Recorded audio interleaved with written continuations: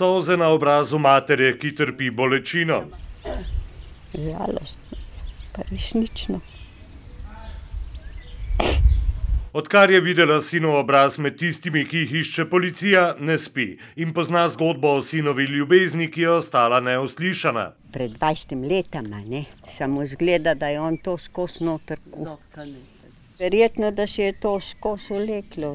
Je delal, pa spet ni delal. Pa smo ga poslali v Gorico k sestri, da bi bil dol. Med njunima hišama je majhna razdalja, med srcema je bila nepremostljiva in na koncu smrtna.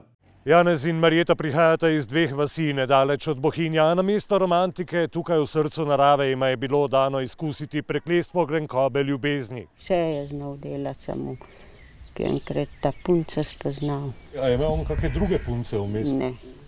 In od tiskrat tudi benga prijateljna več. Samo tar.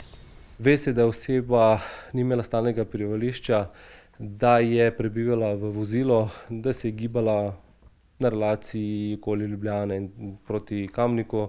Zadnje 2 leta ga pa nisem jaz videla. Jutro bo 2 leta, ko sem ga ta zadnjikrat videla.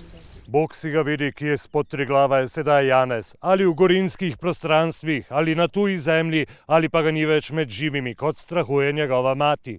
Policija poziva vse, ki imajo informacije o Janezu Žnidarju, naj jim jih posredujejo. Za nekoga je lahko ta informacija nepomembna, za policijo pa pomembna sled, ki jo potem združuje še ostalimi informacijami in nam lahko da določeno sliko. Sliko storilca, pri katerem je ljubezen postala bolezen, nato smrt.